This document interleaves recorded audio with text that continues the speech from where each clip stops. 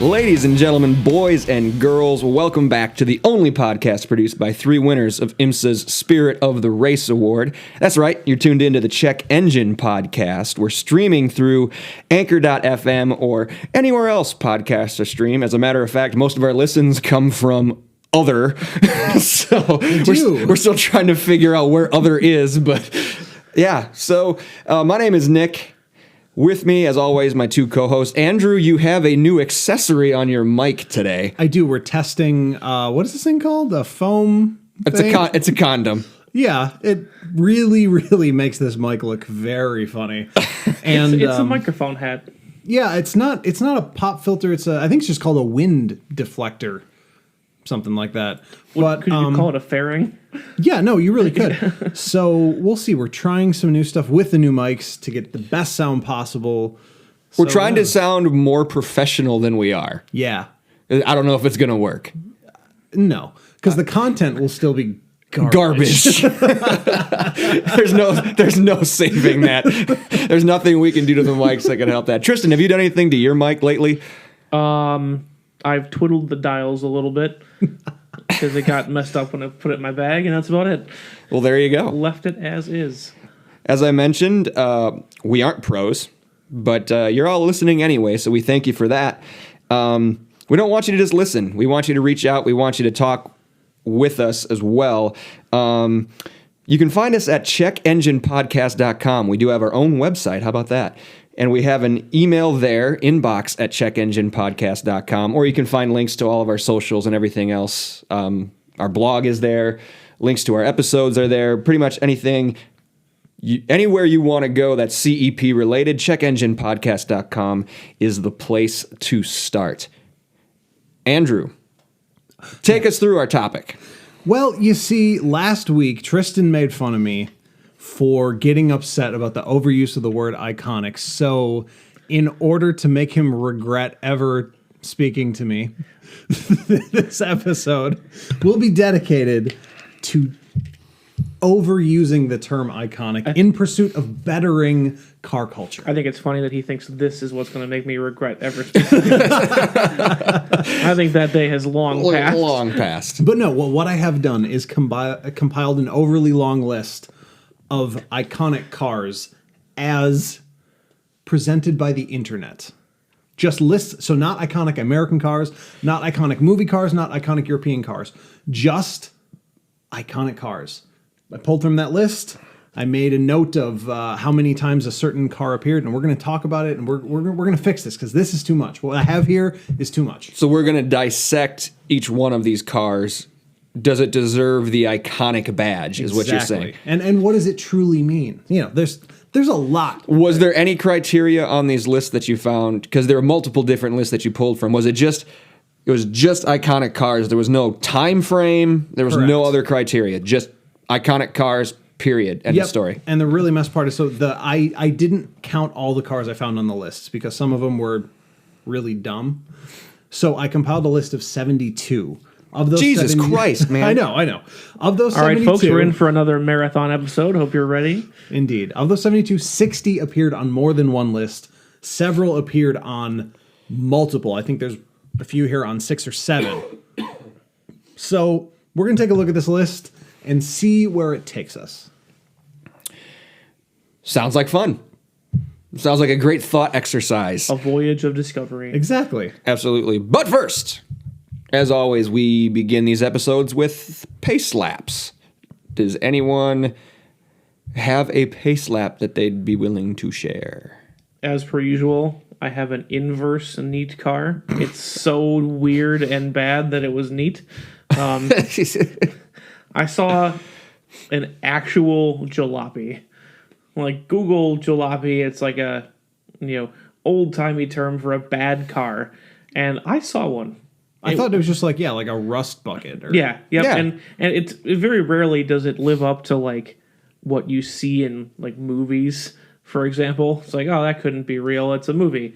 This one was. It was had to be from the 50s or 60s. It was a very old pickup truck.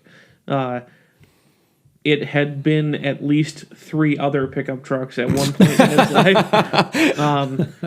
The colors were all different. And it was literally like rattle banging its way down the road. Like you could hear body panels hitting each other, and it would like backfire occasionally. And I was like, how is this making it down the road? Wow. It was on Highway 18. It was going 50 in a 55, so it was probably about all it could do. And it was simply astonishing that this thing was rolling, much less the engine was kind of running, and anybody would be willing to get in it and drive it. I'm assuming the person who was willing to get in it and drive it was like an old farmer? I can't speak to the profession, but he was definitely as older than the truck. Well, there you go then. He just loves his truck. Yeah. It was Car culture. It was astonishing to see. Because these are the kind of things you see, like, set dressers and prop people make for movies. Yeah. And this just existed. At the beginning, like before the aliens attack, like, the guys growing up on the farm. And yeah, absolutely. Like, you don't see them in real life. Do we have any idea what the actual brand of truck was, or is it just too much? It's not my wheelhouse. Mismatching It's not my wheelhouse, and there were no badges, so I don't know. No. Old truck. Yeah. The brand was old. Old Yes. truck. On the complete other end of the spectrum, has everyone seen the new Bentley Continental GTC? The Yes. convertible Bentley Continental? Yes. Ooh. Why Purdy. did it take them this long? Yeah. That's what I was going to say is maybe because they didn't know they needed it just as much as I didn't know I wanted it. That's fair. That's really fair, because it looks... It never occurred to me to be like, hey, because I've always liked the Continental GT. But it never occurred to me to go, take the top off that, and it would be even better. Because I'm usually not a big one for convertibles. Me neither. Yeah. But I'm a hardtop guy.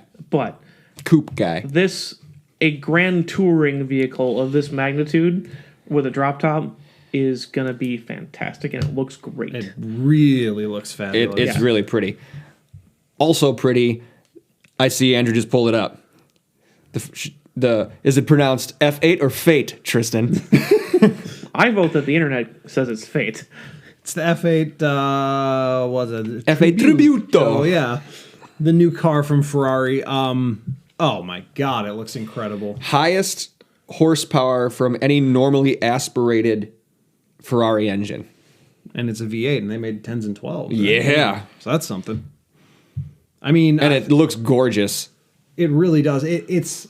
I don't know what's kind of gotten into Ferrari since the 458, but they've continued along like a design evolution that, and of course, I'm no Ferrari expert, but it seems like this is more focused. They've taken that singular design 458, which I think is trash, and I think this proves it even more that was like the throwaway first draft.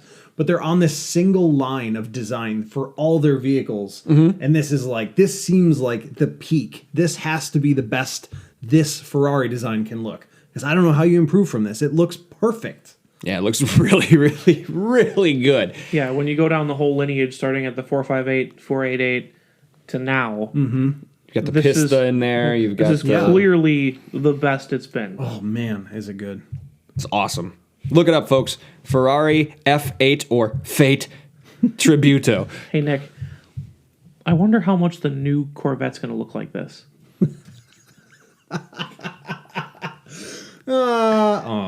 Go home. Get out of my house. That's what he's going to start doing. Not in this roof. Not in my house. Not into this roof. If I have to turn this car around, I will stop this podcast right now. Turn this house around. Dude, it could happen any second. I know. At any moment. I'm having anxiety over it. He's got the sword of Damocles moment, just like. I don't sleep much as it is. I'm sleeping less until they make this announcement. Like, just get it over with. But what if? There's no what if. We know what it's going to be. What if it turns out to be a Camaro? Yeah, or we're all wrong and it is a Cadillac. I Oh, mean, man. You and I are going to look real dumb. but that would be super funny. Yes. That'd be worth it. It really would be worth it. That That would be would be worth it. way too funny. Oh man. Yeah, you can keep calling me out on it. That's fine. It's just part of the game at this point. Yeah. I'll take it. You invited this. I totally admit to inviting this upon myself for my fandom, or because of my fandom. We'll see. It's after whatever this announcement is, whatever that car ends up being. That's when it's going to get really interesting, because not only for you but for everyone, because a lot of people think exactly like Nick. We make fun of him because it just sounds really funny, since Trish and I are all and like, because yeah, let's we do know it. him. Yeah. I mean, I at So- least very rarely make fun of people I don't know. I can't relate. But I know. But it may even be a majority of people, specifically Corvette fans, are exactly aligned with Nick. I would bet that's true. Yeah, I think it is. Just looking at the internet and the Yes. way people are kind of reacting to any news about Corvette. Basically, when you go to the Twitter comments on any news about the Corvette mules, half of the people are saying it's not a Corvette. Still, like it can't be a Corvette, and it's The rebel. yeah, exactly. So that's when it gets really interesting. Speaking of Nick and driving things, that was a segue. Yes, no, we got Was that. it? Well, I want to say it was. I believe you owe us a rental car review from last week. Yeah, we got into the Daytona thing. Daytona review kind of I late. never got my rental car review out of you. True. Yeah. Do you have the drop? My voice recorded drop You're gonna for have to this? do it again. Rental car review.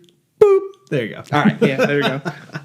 So when we were down in Florida, part of our trip, as always, is renting a vehicle. And last year, actually, the vehicle we rented kind of sort of halfway led to my next vehicle purchase, because last year we actually got a Chevy Colorado, and I loved it so much that I went out and, with the help of our viewers or listeners, I bought one. So this time we did not get a pickup truck. This time we received a Nissan Altima. I would have thought you would have gone SUV. It was whatever was on the thing, mid-size Toyota or equivalent, whatever Sure. it was, and we got assigned a Nissan Altima. We'll start with the interior to get it out of the way. The interior was cheap, and the interior was crap.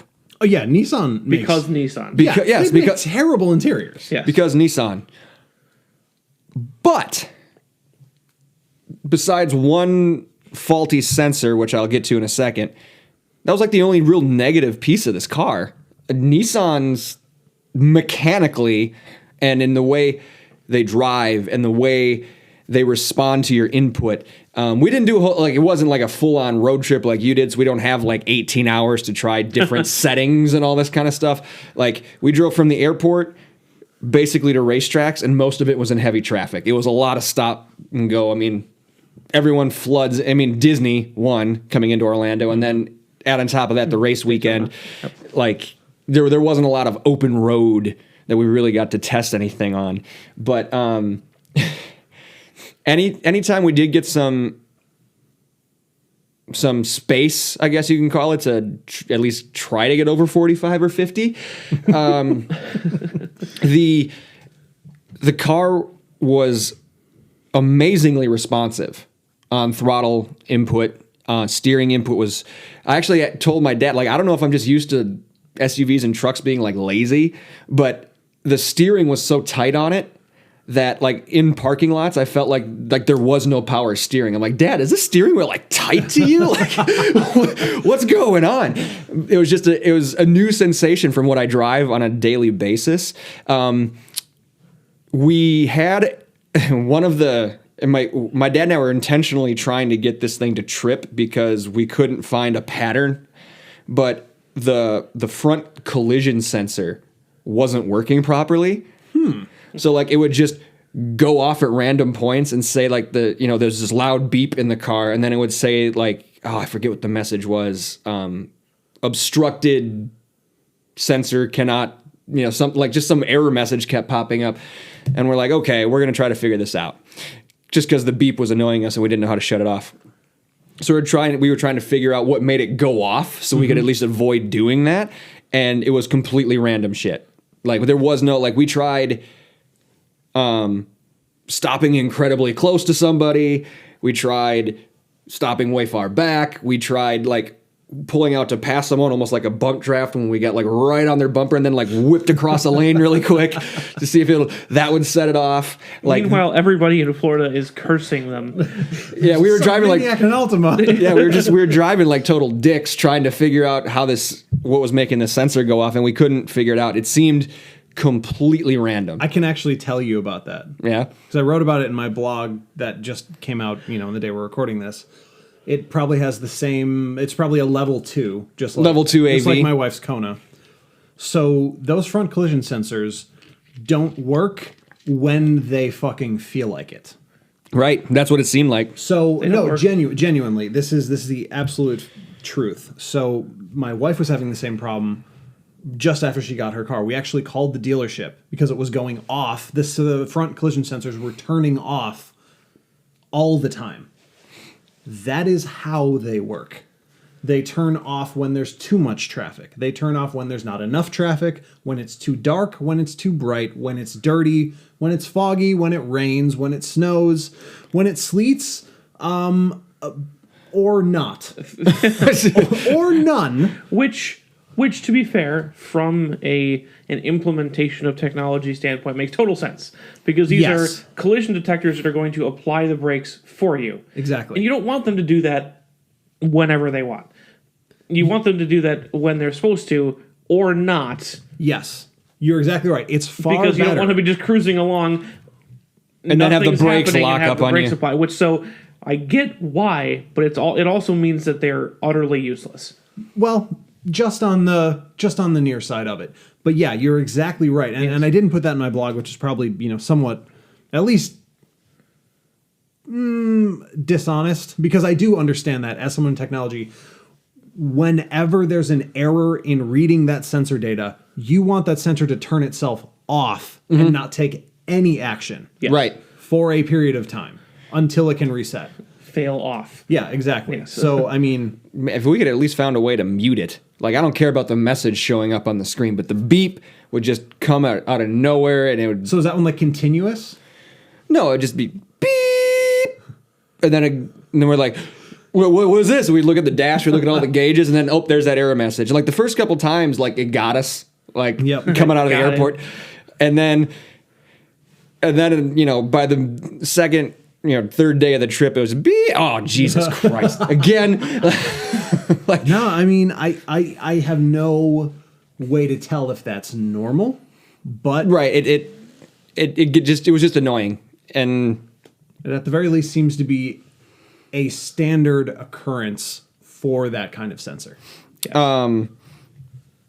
Mechanically, I would give the car probably maybe a B plus rating. Like it wasn't a terrible mechanical machine at all. I think good. I think the interior was like a D at best. Yeah. Like they were Real bad. like they looked like they just went into the bucket of Legos and just stuck buttons. Are they places. still doing that chunky 3-spoke steering wheel in Nissans? Because I definitely saw it. I believe it was, yeah. Yeah, it just the interior was just bad, and then the sensor going off didn't help with just the overall pleasure of driving in it. Mm-hmm. But hey, it's a rental, right? What are you gonna do? You drive it and you review it. Yeah, exactly. which is what I just did. Would I own one? If we can figure out a way to turn that sensor off, maybe. I'm sure that's... Well, you know what? I don't know if that's mandatory standard now, but I think more new cars, 19s and 20s... Oh, they're going to have them. ...have it than don't. Oh, I know there's a fuse somewhere I can pull out. Right, yeah, you just got to look at the manual, open the hood, find the fuse box, and just pop that one out, but... I will say, Meg has had it go off once in her car, though. But she had already noticed and was putting her foot on the brake. So, I mean, I guess it could save you. Well, I guess. Whatever. We'll see. Speaking of Nissan, any news on Carlos Ghosn? lately? Actually, no. He's sitting in jail. And that is the news. That is the news. He's sitting is in that Japanese prison still. He gets to stay in jail. Yeah, which, was... And it's hard to tell necessarily why, but, since December, really the only update was that he was still in jail and trying to get out. I just don't think they're going to let him out. I really think that they're going to, and I have no knowledge of what the Japanese legal system is like and how it works between, obviously they have some sort of trial system. What it looks like, I have no idea. I think they just want to keep him in prison until whatever their hearing is. I don't think they're letting him out. No, I don't think there's any way. No. Because even the Japanese crack down on crime, dude. Like, they are serious. No, they're dead serious. But also, every time before that he made any sort of attempt in the press to request his release, they hit him with new charges. They're not at all fucking around with him. Not even a little bit. Not in the least. Not even a little bit of fuck around. And I don't know, maybe he's, accepted it or whatever, but that's serious there. It has been pretty quiet. Yeah. It has been pretty quiet on that front. So we'll see what happens. To be continued. I mean, definitely. At some point, he's going to end up in court. Yeah, there's got to be a hearing trial at some point. So anyway, I have one last thing that I want to mention, and this is it's more something to brag about, and then also to keep an eye out for. When Jim Hackett was hired as the CEO of Ford, I said it seemed like a really dumb hire, and I said that he doesn't know cars, doesn't know anything about cars, and his plans have sort of, kind of followed that along nicely. However, there is an anonymous senior level executive from Ford who gave an interview, I forget exactly who it was for, the Free Press. It was with the Free Press. This executive said, quote, "Jim is not from this world and does not listen." So he doesn't take advice from maybe someone who knows more about the subject than he does. Yeah, exactly. He's letting the ego and the title of CEO get in the way of making any smart decisions. And you can see that in what they're doing. So he's musking it. Yeah, we were right. He's musking it. Man, there's all this Tesla stuff. We probably don't even have time to get into it. No, probably not. At this point. Unless we're going to just scrap this episode concept. I know, right? I know. Well, next time. They're not going anywhere. No, Tesla's going to be around a while, unfortunately. All right, let's get into this. Pace lap's done. All right. So, Tristan was making fun of me for getting mad about the word iconic being used in the concept, being used about cars. Because really, and genuinely, if you look on car Twitter, if you look even on Instagram or Facebook, anywhere on the internet, you can find someone using the word iconic about any car ever made. It's not an exaggeration. That's the truth. Even if it's something like a Corolla or, someone's going to call it iconic. That could be iconic. Exactly. And they might not even be wrong. So, here's what I did to start this off. And this sounds really dumb. This is high school stuff right here. This is high school. I looked up the word iconic. Merriam-Webster defines iconic as, Andrew? It actually is Merriam-Webster. They were first on Google, so... They paid the most. Yeah. So, iconic. Definition of iconic. Of relating to or having the characteristics of an icon. You can't use the word to define itself. Move on, Merriam-Webster. Fucking thanks. Miriam. It's not Miriam, it's Merriam. Ask me if I care. Do you care? Not really. Okay, moving on. Okay, so that's the primary definition. That's number one. Number two has two parts. 2A, widely recognized and well established. 2B, widely known and acknowledged, especially for distinctive excellence. I think that's the one we're gonna go with today. Pump your brakes. Okay. Because I think it's... Oh, my sensor's broken now. So. Your brakes then won't be pumped for you. That's Exactly. all that means. No, because that is not where this ends. Oh, no. Here's what I did. I went to the OED and I looked up the word iconic. Oh, God. Get a different podcast for this. No, this is actually important. So, Check the English Dictionary podcast. CEP. This is important because I learned two things. The first thing is that, the word iconic is from somewhere in the 15th century, 16th century. where it first started appearing in documents. But one thing that OED does not do is track the evolution of words. So while in its initial context, the word iconic only referred specifically to the first definition and religious artifacts even more specifically, the second definition, so, Yes. does that make sense? Yeah. Nick, you're looking at me weird. I just thought Tristan farted, so I was looking at him weird. Yes. So yes, in its initial use, it referred to the characteristics of an icon, specifically in the religious context. The second definition of iconic, as it stands today, well recognized or widely known for excellence, there's no tracking of that specific usage. So really, my whole thing about this is... You think the car industry turned that word into away from religion? No, I don't think it was I don't think it was the car industry at all. And I'm not arguing that words shouldn't evolve in definition. What I'm saying is overuse of the word iconic intentionally or unintentionally created a secondary definition for the word. It should, by all rights, just be referring to an icon, not in the religious sense, but in the sense of a piece, or in this case, a car that is representative of more than itself, is representative of the higher quality, the higher standards. Sure. Instead, it's become just something that's well known, for lack of a better teardown of that first definition that you gave. Exactly. So that is my argument for this list. We have too many cars that are considered iconic by using that second definition, which is fine, sure, on the surface of things. But as we look at some of the cars on this list that I put together, to me, they automatically sort themselves into two groups: iconic and cars that people like.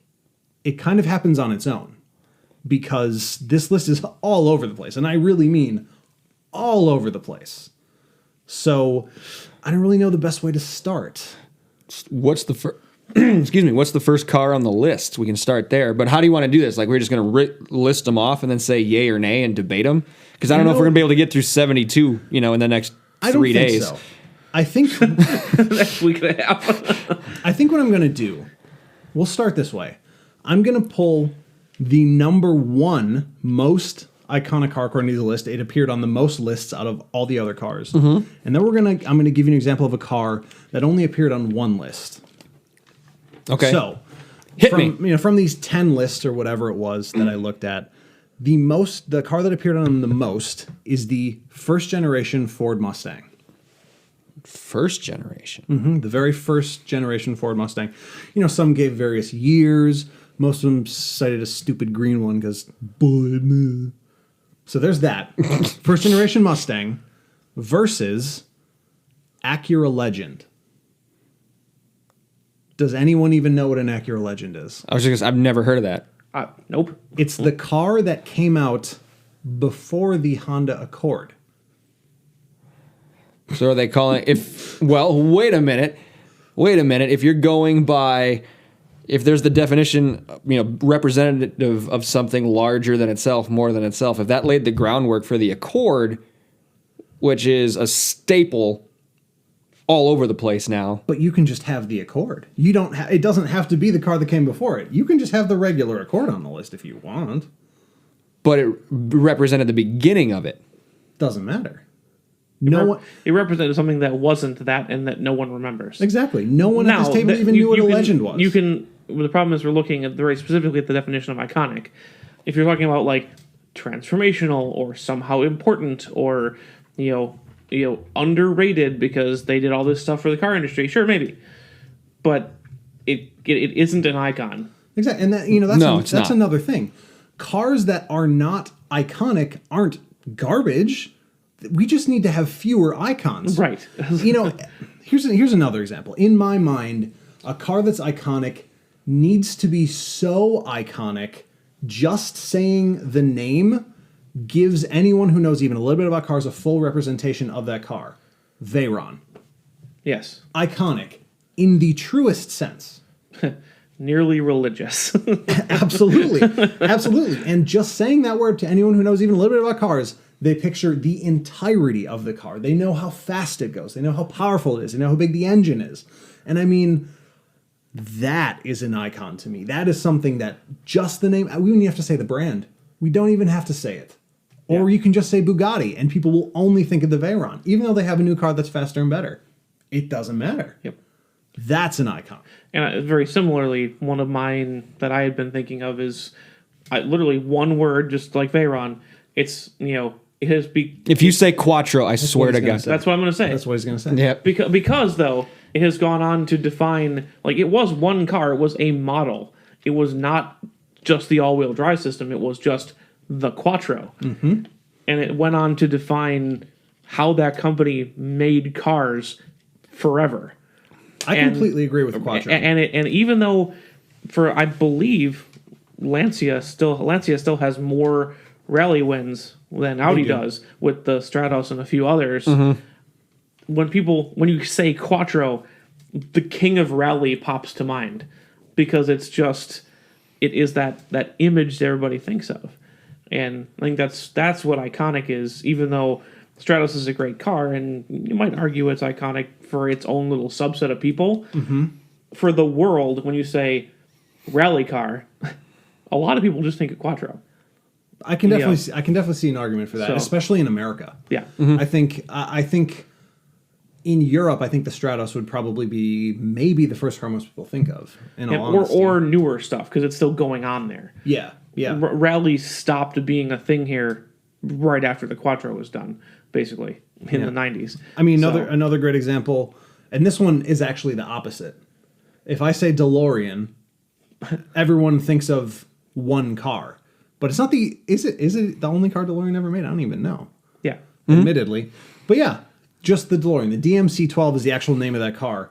No one cares. No one cares what the name of that car is. If I walked up to you and said DMC-12, anybody who doesn't know what that is, they'd be like, is that a chemical? Or what is that? Computer code? Yeah, or it's a model of computer. Yeah. Because so in that case, the brand name is actually iconic, not the model attached to the car, not the model name. Right. So here's a complicating factor.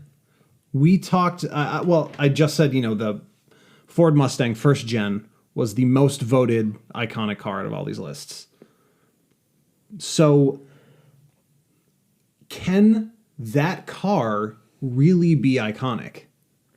I know that it's the most voted here. I know it's on the lists, but they still make the Ford Mustang today. I was going to say, I don't know about the first gen Mustang, but you say Mustang, just that word, how many people are thinking of a horse or the plane or versus the car?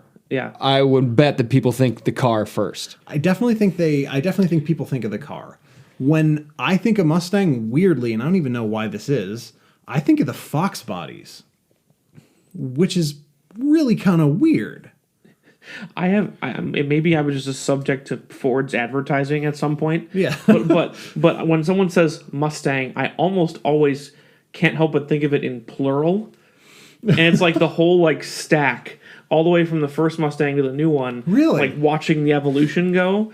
And it's like it looks like a fold-out ad in a magazine or something in my head. I can't think of one. I think of as many as I can remember, which is admittedly not all of them all the time. What do you think of, Nick? When someone says Mustang? Yeah, when someone says Ford Mustang, what do you think of? I think of the fastback. The early fastbacks? Yeah, the early 70s? fastbacks, yeah. That's a good one to think of, actually. That's a nice car. That's a nice car. I like, yeah. actually. Yep. Okay. Let's leave that one to the side because I think we can get closer to the heart of this if we talk Corvette. Okay. Because you have a lot of experience with that. And the first one to appear while I was searching was the 63 Stingray. Yep. Split window. Yep. Yes. I think that's a good option.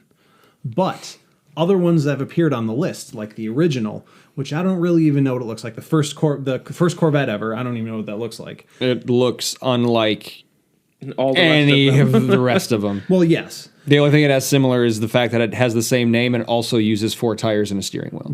And there's another one that showed in this list, actually. It was the C5, which, what are you? Who are you? Who's making So this? mid-90s. Yeah. So I don't even know that much about Corvette, but my thought on that one is that is the beginning of the resurgence of Corvette. You know, I mean, the C4. Yeah, the C4 was kind of a dark. dud. It was kind of those dark ages for Corvette. And then you get to the C5, and that's when you start seeing them start winning and racing again. Corvette racing started with the C5. Yeah. Okay. And then went C6, C7, and, you know, that whole legend in, you know, but previously American Le Mans and now, you know, the IMSA, WeatherTech, whatever they're running now, series. It's become a word soup even for me, and I love the sport. Yeah.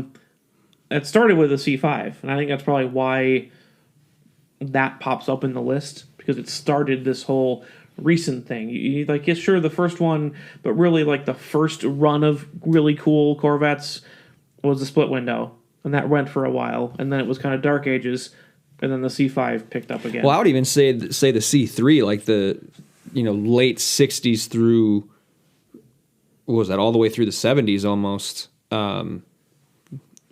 That's just as good a car. I mean, I think the C4, the original, and then the C4 were like the duds. Weird outliers, right? Yeah, the weird outliers. But the 2, the 3, well, I personally don't like the newer ones, like the 7 as much, but, you know, 5 and 6 for sure. I'm just trying to think here. I think I would definitely make the argument that for cars that have continued across decades, you have to pick one to be iconic. And whether I don't think so. I do think so, because yes, you can make different arguments about, you know, which one between like the original Corvette or 2 or 3 or 5 or 6, which one, quote unquote, started it.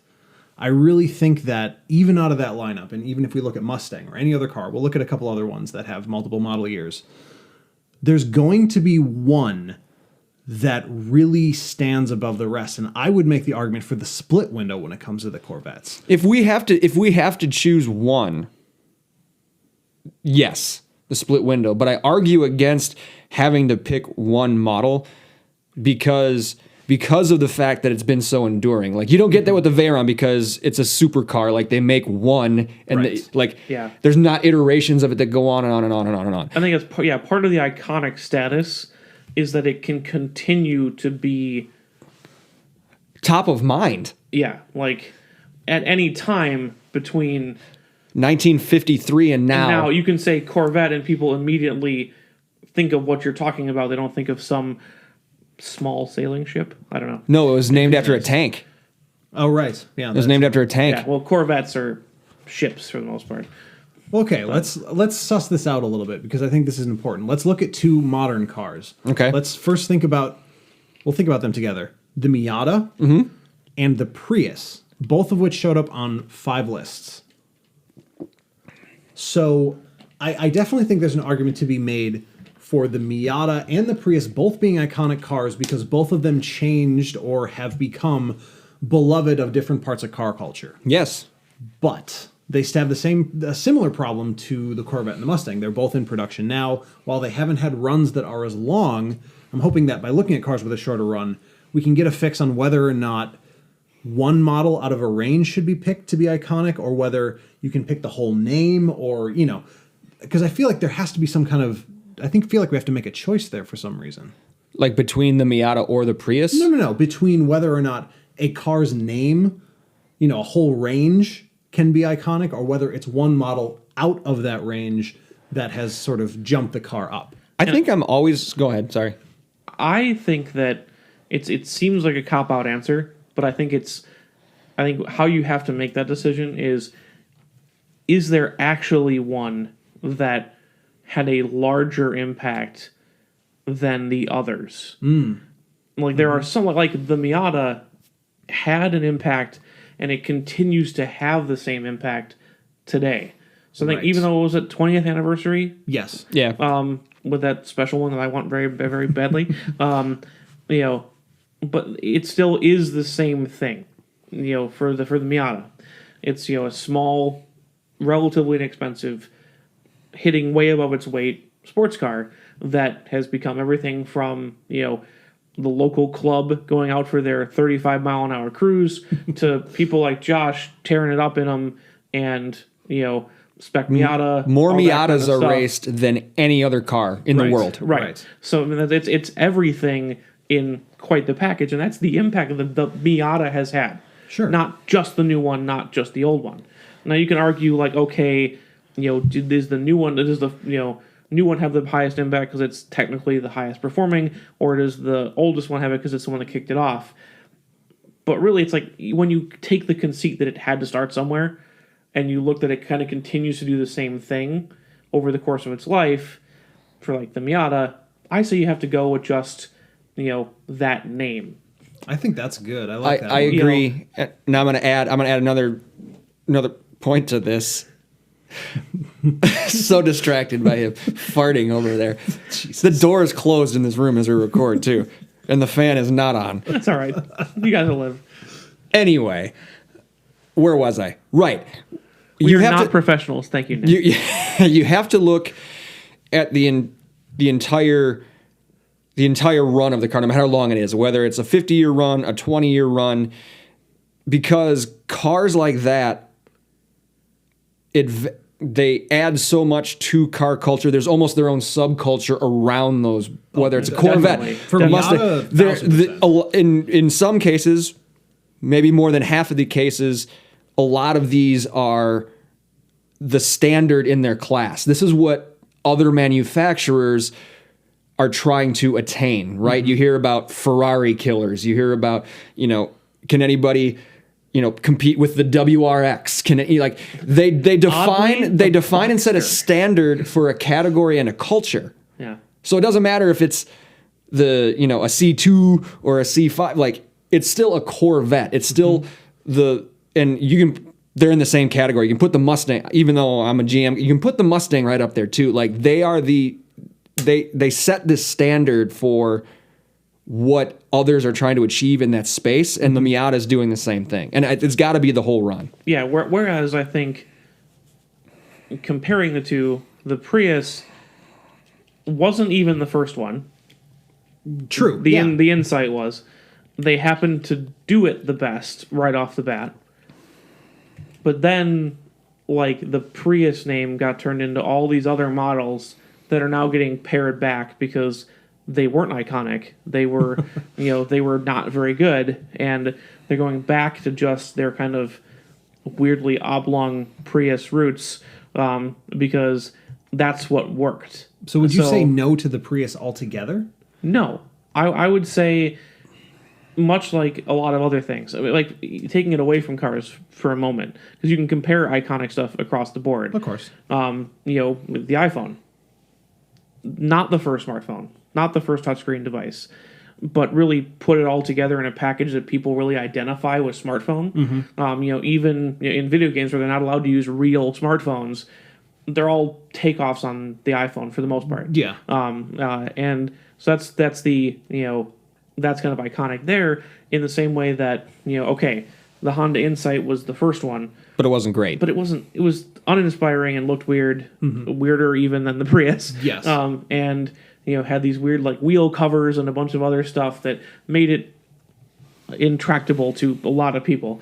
But then Toyota comes along and says, well, it's got some features. It's got low drag design and little low rolling resistance wheels and tires, but really it's mostly just a car. You get it and you drive it, it's not a big deal, but it gets all this all these great benefits. And they're the ones that really sold it. So I would say that first Prius kicked off the avalanche, and that's why it's iconic. Totally agree. But then it kind of fell off down the line. Yes. And therefore when you talk about the Prius, I'd say first generation Prius is an important qualifier when you say the Prius is iconic. Versus Miatas, they're all iconic. But then I think that's where we have to figure out how we're actually going to define it, because now you're saying a certain model or a certain version of it, but not the whole run. Right. And I think that's the problem, is that you can't apply a single rule. That's why personally I wouldn't put the Prius as important. Absolutely. I think he might be right. Do I hate it still? Yes. I hate Priuses. But that doesn't mean I don't respect what they've done for this movement towards cleaner, more efficient driving, and it's been sustainable. Yes. Pun intended. Nice. Like they've made it work. Is it iconic? No, because of what he said. Like it started the first one, sure, and then just fall off. Important, yes. Iconic, no. Well, also here's a question: if you put a first generation Prius and a Toyota Echo directly next to each other, how many people would know the difference? Those two cars look almost exactly alike. But do you even know what a first generation Prius looks like? Yes, I do. Yeah, you'd have to have been intimately acquainted with the two of them to know the difference. Yeah, I don't know. You can sit on that one for a while. Let's sit on it. What's next? Let's try another avenue here. I have another one that I think it's difficult for me because it goes back to the very roots when I first learned about cars. It's the Porsche 959. Okay. And the reason why it's difficult is because my argument about that car specifically is that it's not iconic. But what was iconic about the car was its competition with the Ferrari F40. Ferrari F40, first production car to do 200. For Porsche 959, second production car to do 200. The difference being the Porsche 959 was a luxury and the Ferrari F40 was a carbon fiber box of death. Right. But it's still the way cooler car. Well, see that's one that I would actually have on my list when I thought we were doing a different format here. That is the F40 is an iconic car. So, and just, for comparison here, looking on the list, the 959 was on 3 lists. The F40 was on 5. So before we can, I want to go from the 959/40 discussion directly into the 911 because that's going to be a whole beast on its own. That's going to be an entire episode, dude. But I struggle with the 959 because while it was the first car to do what every luxury manufacturer in the entire world is doing right now, getting speed and supple leather and heated seats and all these other technology features. Veyron. All-wheel drive. Yeah, and All-wheel drive. and all-wheel drive too. The 959 did that all first. Yeah.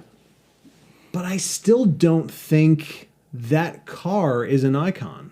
I think it's an icon to Porsche fanboys, but I don't even think anyone else really knows what it looks like. I mean, I just looked it up. You had to look it up? I just had to refresh my memory. Yeah. I mean, I had to look it up. I looked it up earlier today when I was doing the same kind of thing, like trolling through iconic cars. Because, first of all, I mean, I think you and I differ on our overall opinion of the 911. I value its presence in the auto industry and motorsport and everything probably a little more than you do. The design I appreciate a little bit more, but I'm not a Porsche fanboy by any means. I don't know any of these numbers. Right. It's model 911, but then they're like, this is the 959, this is the 998. Like, what are all these? Like, I don't know what those all mean. That's where it gets muddy, because if you just say Porsche 911, sure, but which one are you talking about? Right, we're jumping in here. No, the 959 was its own model. But that's why I was saying, that's why I had to look up what the 959 was, because I was like, is that a generation of 911? No, what is it? It's its own thing, although almost all of its technology got lifted to put in the 911. Of course. I mean, I think that brings up an interesting dynamic when it comes to icons, because I feel like you could put the F40 up against any car across motoring history. Maybe it's just because I love it so much, but I do feel that most people would recognize that as a true automotive icon because it did something that no one else had ever done before. And even now, when you look at the thing, it's like, wow, not only does that look seriously fast, but it actually was.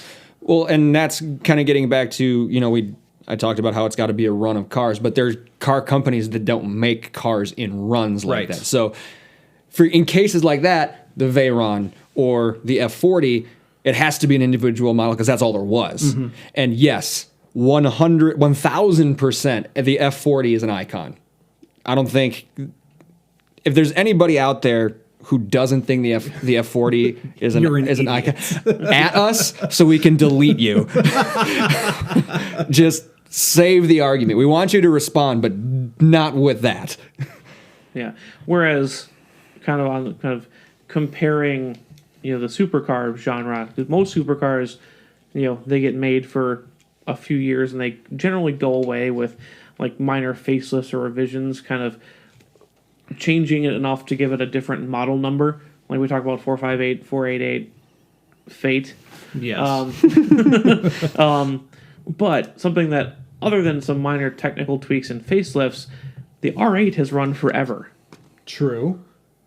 You know? And so then you talk about, that's one of those where it's like, is it iconic as a line? Is it iconic as an individual car?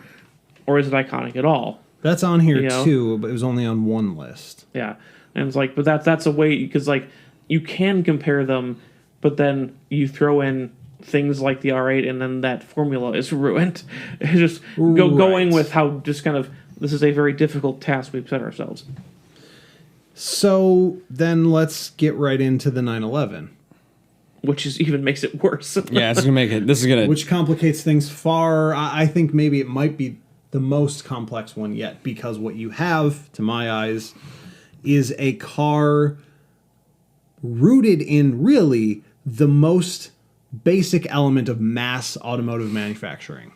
The 911 shares roots with the VW Beetle for good and ill. Yes. In terms of design, in terms of production, and the 911 has lasted every challenge. It's weathered every storm. Yes.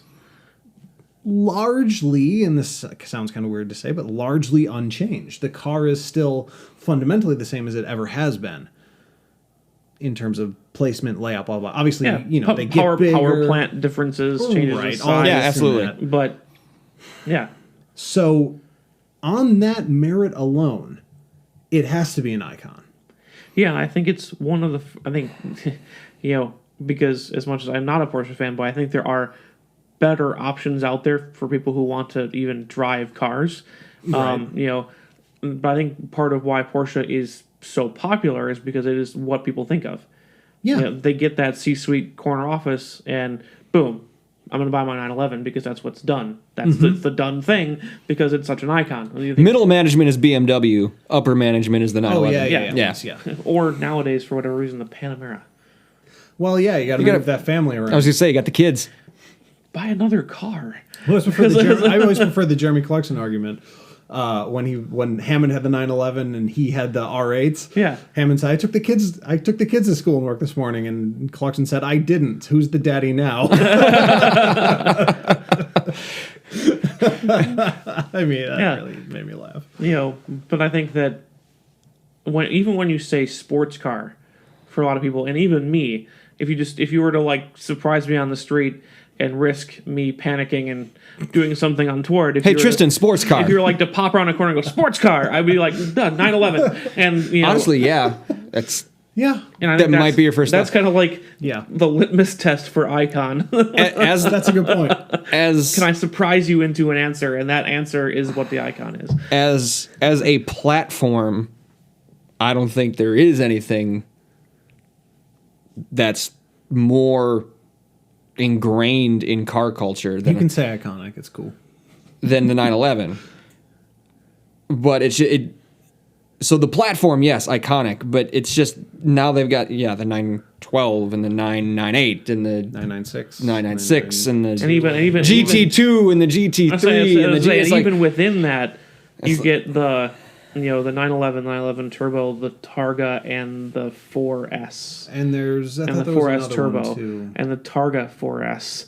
Something starts with a C, right? There's a C one. Cabriolet. Yeah. Cabriolet. Convertible. It's, the 911 isn't one thing. There's mad 911. And that's the problem. Although, maybe we're looking at this the wrong way. Maybe that is also a qualifier for a car that's iconic. So 911 can be so many different things, so many different models, lasted as a platform. But you can still say it's 911. People know what you're talking about, minus any particular detail trim pieces to your 911. Yes. So maybe that's another argument for. I'm trying to think of another car that has the same quality. Oh, Volkswagen GTI. Yes. Yeah.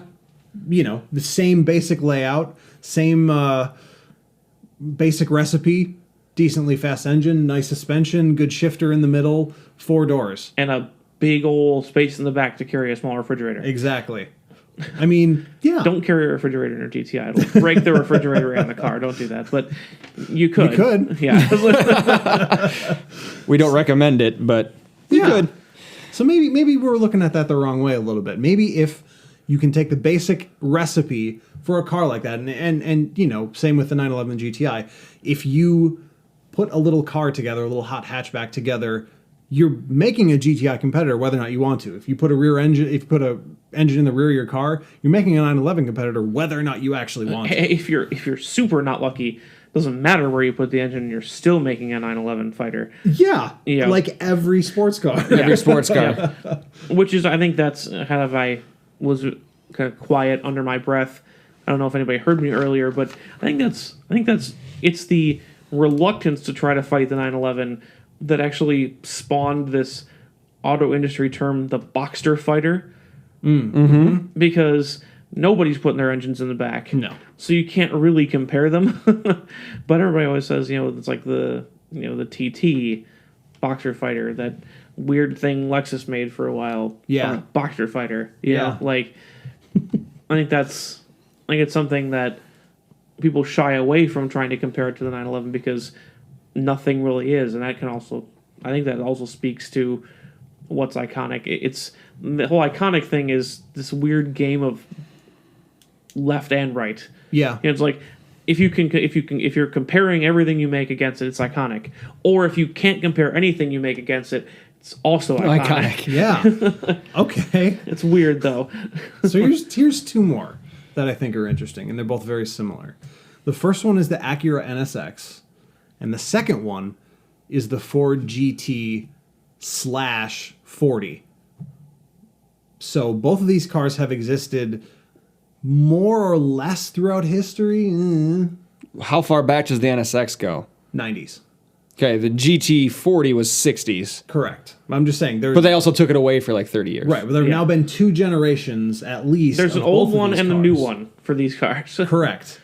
But and then, you know, there's the whole thing where, you know, the new Ford GT is just the GT, and that one that they produced in the early 2000s was that just the GT as well? It was. The Ford GT. So they're all the same car to me. They're you know, the Ford GT and the Ford GT40, they have the same design language. They had, you know, they're the same car. Well, the GT40 wasn't even a street car. It was just a race car. Right. So But that's... they're both aiming for the same thing, I think. Well, I put the GT40 on my list as an iconic car. But not the GT. Not the GT. Do you think that the two are notably different? One's a race car and one's a road car. Well, the new Ford GT is a race car. Well, they're both. Yeah, that one's both. So, I mean, okay, so then let's just look at we'll take the NSX out of it for now. Let's just look at the GT versus or including the GT40. In my mind, the intention is that those three cars, the Ford GT40, the Ford GT of the early 2000s, and the Ford GT of now the late thousands. 10,000. You can just say of today. Yeah, okay, of today, are focused and aimed at being the same thing, even though they didn't race the GT of the early 2000s, but that was Actually, the they license. did. They did? Yes. Oh, cool. Then they did. Hey, Yes. my argument's even better. I feel that those are functionally in Ford's lineup and in their place in history, as, you know, air quotes, history, the same car. What do you think? I think especially the first one and the newest one. I don't know what the middle one was, but I do think it's, you know, Ford's honest attempt at making a race car, and they have to homologate it because those GT40s drive around. They're not just race cars; they exist. Right. You can see them. I saw one at Target like 5 years ago and almost Really? lost my mind. Yeah.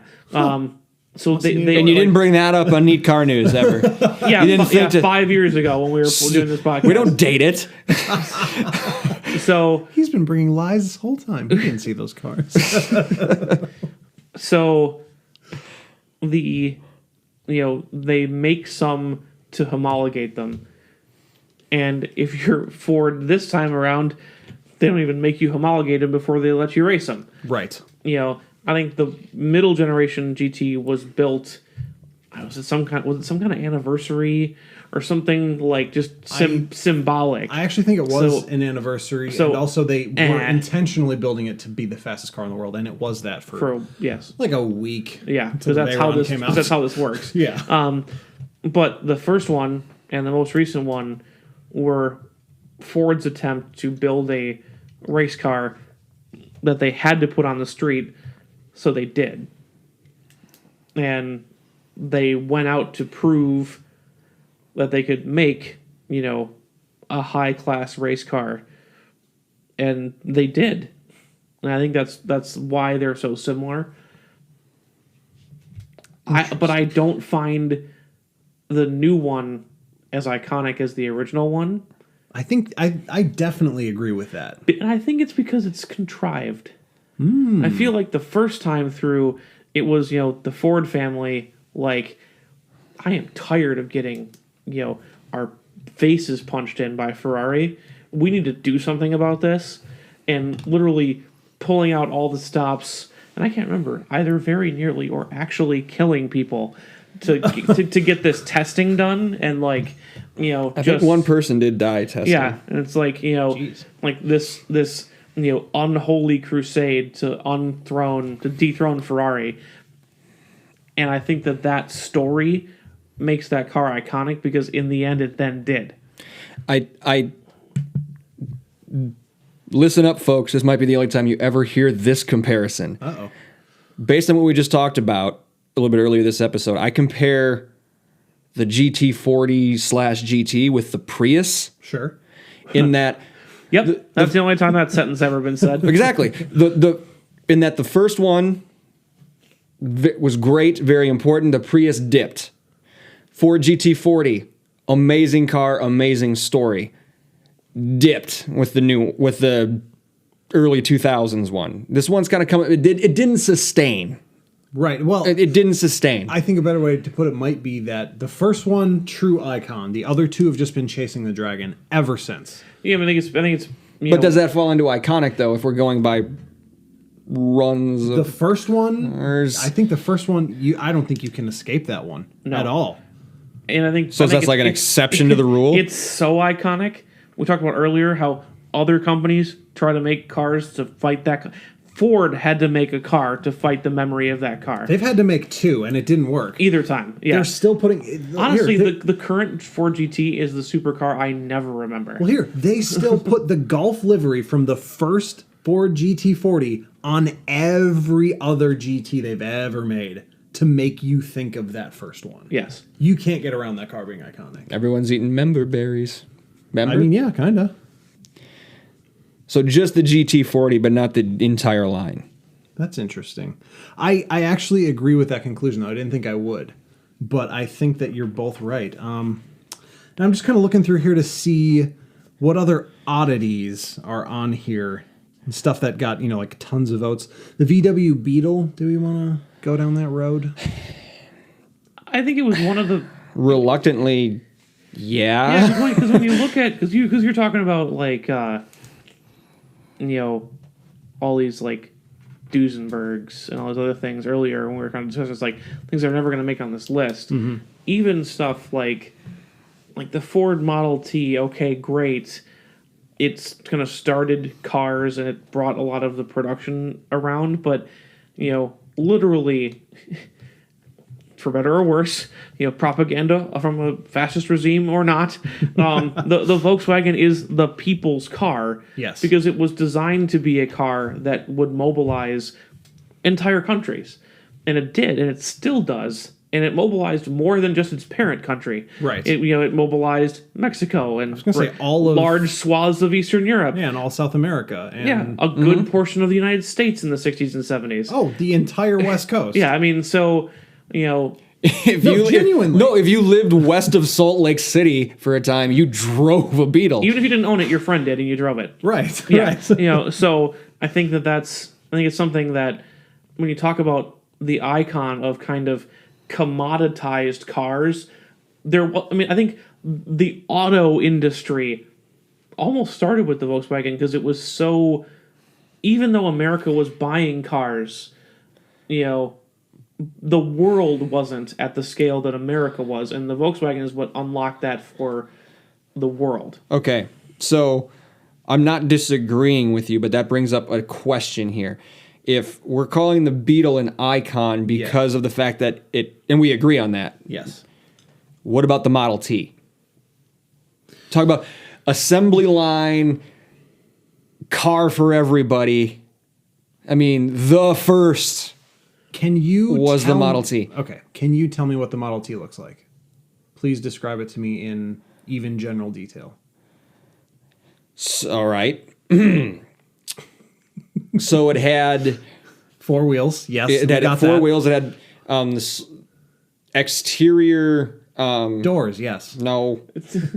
Windows. You can see through them. Circular headlights outside of the body of the car. Uh-huh. It was 2-door. It had a soft top. Did it though?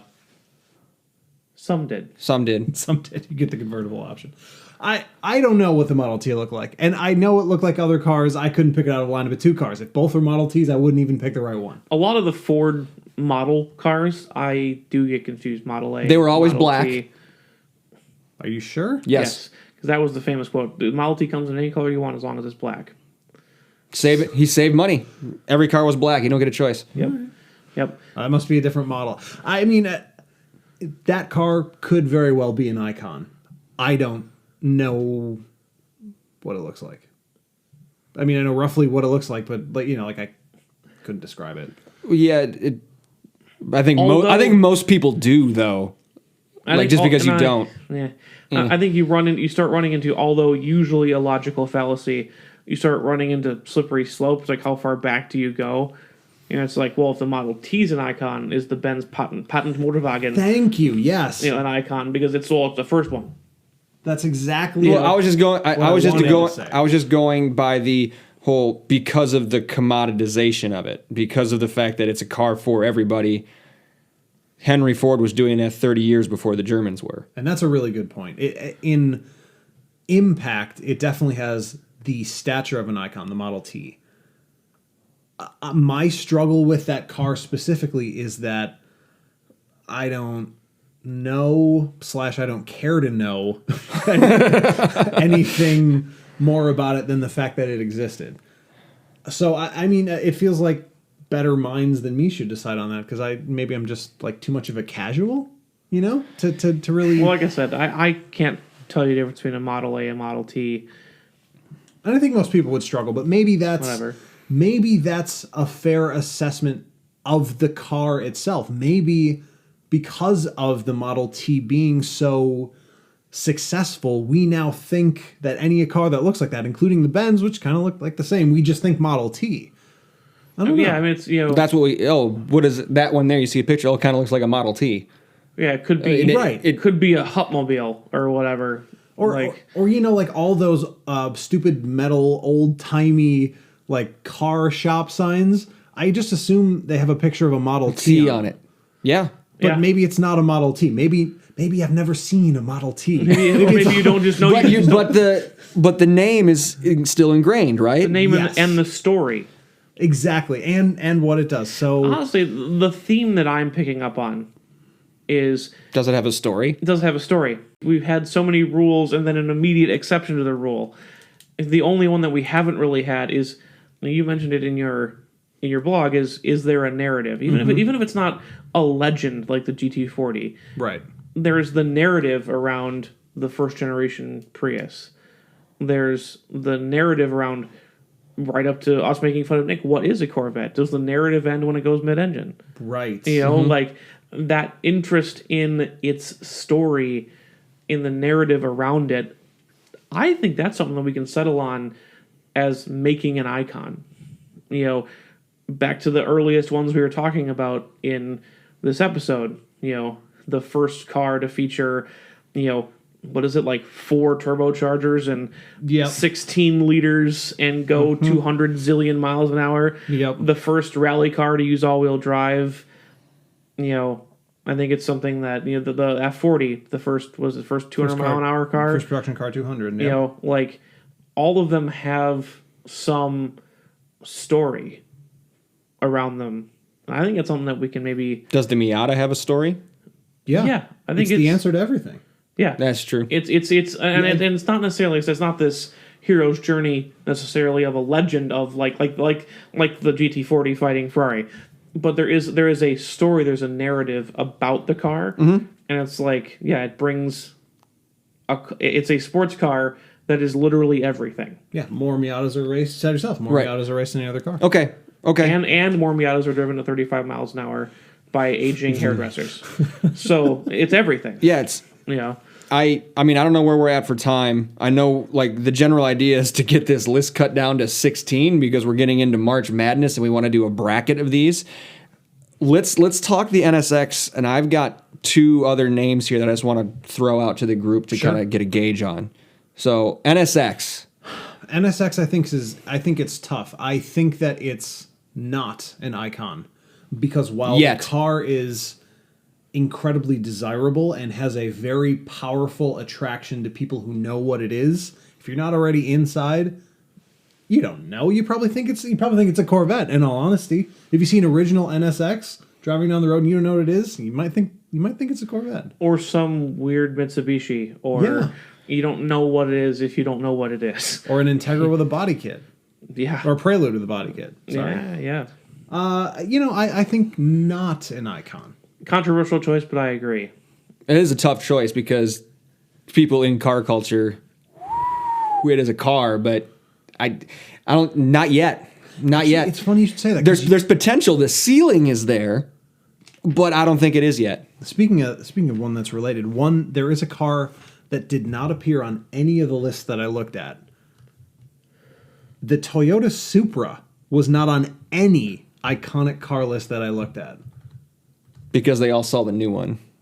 No. These lists were from, they were from, like the last decade. Yeah, but they were all from, 12, 13, whatever.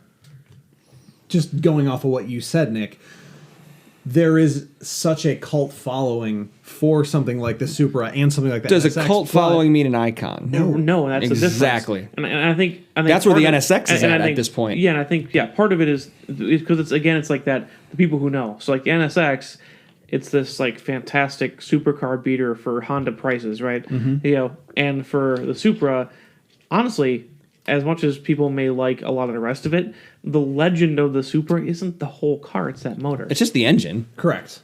So I think that's the part of 2J, whatever the designation on it was, but I think that's part of why it doesn't fall into that iconic status, is because it's people just tear the engine out and want to put it in everything because that's it's the engine, not the car. Well, also one day I will write my article about why the Supra started Lexus, but that's an aside. It is. That's a conspiracy theory.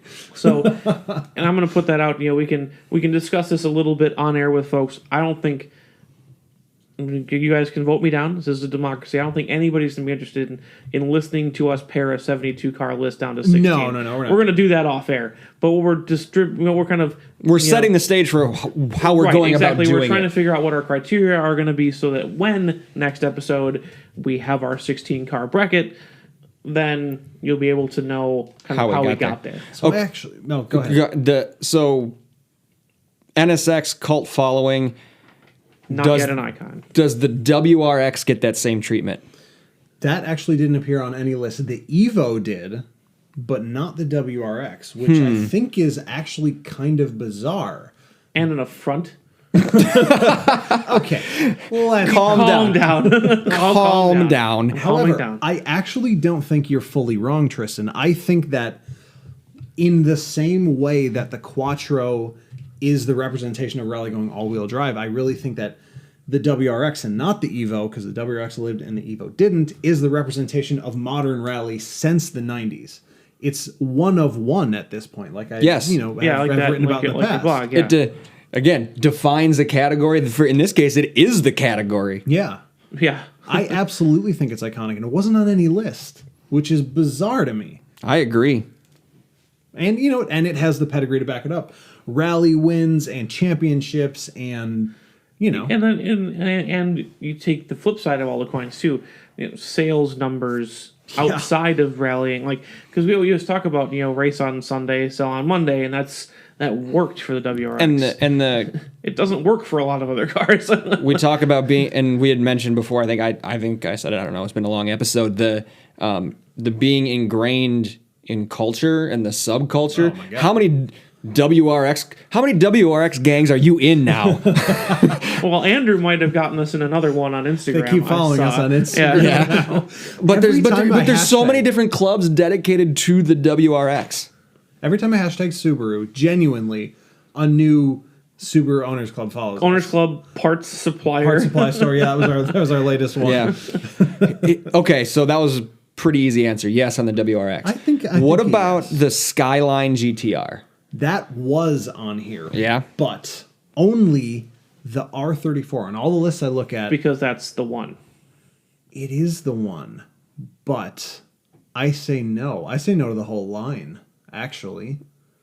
I love that car, but I think it's a cult following. I think it's more like the it's called NSX. following because I think unlike the 911, where you basically have the same formula across the board for a bazillion years, you start out with the Skyline in Japan very early. It was like a 4-door sedan. Yep, it was. All the way up to Godzilla, which is this hand-built, all-wheel drive, ridiculous machine. And they're all called the Skyline. And somewhere in the middle, you've got the R34, which is definitely a performance car, but it is not a new GTR by any stretch of the imagination. But it's also far more than it started out as.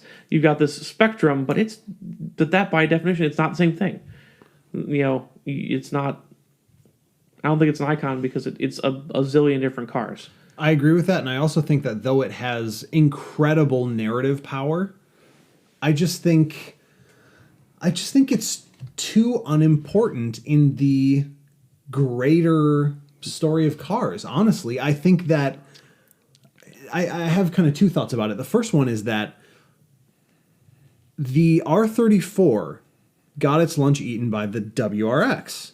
Yeah, That's my first thought. And the second one is, if Nissan had put out a different, newer, faster, better version of the R35, they'd put out an R36, this might be a different discussion entirely. Yeah, if they had started with the R34 and kept marching it versus The 35's been out for like 10 years now. yeah, versus or even like not even made it as far as like the new GTR, like just kind of kept that R34 size, formula, everything else. Because again, although the cars have gotten bigger, different, etc., when you look at the size, mass, specifications, etc., of a first generation WRX to the current one, the orders of magnitude are not nearly the R34 to the new GTR. Correct. In scope of difference. I think if they had kept, much like, because apparently Nissan does this a lot, if they had kept marching the Z cars the same way, 350, 370, Completely. 390, 410. Why do they do it in a odd shotgun. numbers? But if they kept marching those cars, iterating those cars, improving those cars, that's how you build a story and you build a legend. Versus like, we made this car, and then we waited a really long time. We made this other car, and we still haven't made another one. Yep. That doesn't build a legend. Doesn't build a story. Doesn't build a narrative. Totally agree. I'm on board. Yeah, no momentum. I'm on board. Okay, so by my list here, we've got 11 of our 16, and we're, an hour and a half in, hour and 20 in? Like, Well, do we need to build the other 5 on air? Is there another one you want to discuss? Well, we've or still got a ton on his list that we need to make sure don't beat any on this list. I don't think so. What my biggest takeaway from this, I wanted to convince the two of you, because Nick, before we started this, you said that actually 72 cars was not actually that many. I think just looking at this You said list, 60. Well, 60 were the ones that got voted twice. Oh, twice. Well, you're talking about the rarefied air and how the word iconic needs to be used. Mm-hmm. But if you think all the cars that were made in the history of the automobile, 72 is a pretty low percentage. That's absolutely true. So it's not like they're throwing the word iconic around literally to everything. Like there is a very small sect of cars that were considered iconic. That was my point. Right, but even now, even in this amount of time, we determined that actually 60 is too high. There are cars on this list that don't deserve it. Yes. And so There are cars on that list that don't deserve it, but there are also cars that aren't on that list that probably do deserve it. We just talked about, what was it? The WRX wasn't on any list. and that's what we are going to do now. So 60, the number may not be bad. It just might not be the right 60. Okay, Office of Pedantry. Here's what I think we do from here. We've determined, the three of us, that while there are many qualifications, many things that make a car iconic, two of the things it has to have: one, narrative; two, momentum. Continuing momentum, regardless of whether or not it goes out of production or continues in production like the Corvette. So, right. Similar to the same way the GT40 is iconic, as is the Corvette, as is the Miata A, as is... Yeah, and that makes the WRX, that paints a picture. The main thing is it enduring, whether it's continuous production or, for example, just mind share. Like Ford can't get away from the Gulf livery because the GT40 is such a present part. When you say Ford GT, 70% of your brain is thinking about the GT40, 30% of it is thinking about the new one. Yes. That kind of thing.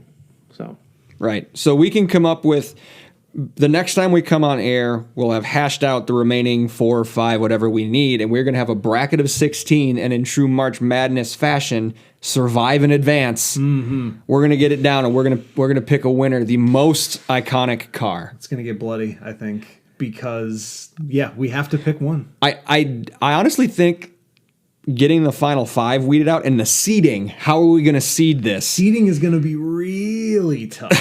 That's going to be the toughest part. Well, my initial proposal is actually that each of us get a 4 spot on the bracket, and then we have an open bracket that we think probably the should-bes. For example, I don't think any of the three of us is picking the Model T. The Model T should be in this bracket. Right, so it's a 16 seed. It's one of the lower seeds. Exactly. So, that's an easy seed. Yeah.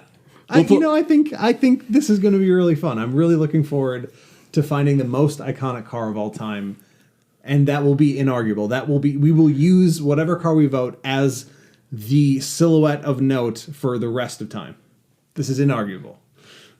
Well, yeah, whatever we say goes. Exactly. So, yeah. God, I hope it's nothing ugly. That all matters. Folks, if you want to add to the list, if you have a candidate that we didn't mention, or that you might have looked at the same list that Andrew did and said, hey, what about this? Reach out to us. Let us know. We're on social. Go to checkenginepodcast.com, inbox at checkenginepodcast. Tell us what you think should be in our iconic car bracket. Please, yeah. I 72 is a big list, but I want more. I want this. We want more to sift through. More to work with. I really do. All right. Anything else before we wrap up, before we start getting into thank yous? I don't think so. I mean, off air, obviously, we're gonna go through a few more of these, and man, I'm really looking forward to this. Actually, This is gonna be fun. Yeah. But this is going to be 2 marathon episodes in a row for the folks. We might want to make the next one 3. So, make it total of 3. We'll see. So let's give everybody a break. Let's get into our thank yous before we cut out of here. Andrew, who are you thanking?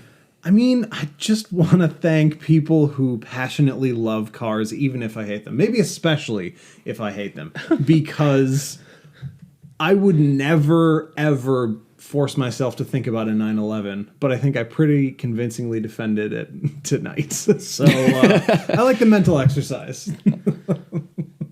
I would like to thank Wikipedia. I think you've thanked Wikipedia before. I need to do it again.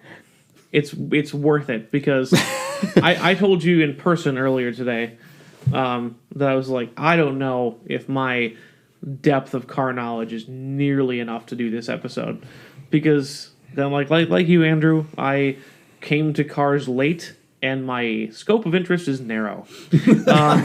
So I can talk about what I can talk about, and other than that, it requires a fair amount of research, and it's worth thanking Wikipedia and the internet. Yeah, because otherwise we probably wouldn't have a podcast. Without Wikipedia, definitely not. No, definitely not. Nick would have a podcast. Oh yeah, we would. I would like to thank the company that made Andrew's microphone condom Because it makes my microphone look like a penis. And look, everybody just needs to remember to practice safe podcasting. That's all. That's all we have to say. And as always, we have to thank the listeners for tuning in. Even if we suck, you guys are awesome. Reach out to us. We're on social. We're on Facebook at Check Engine Podcast.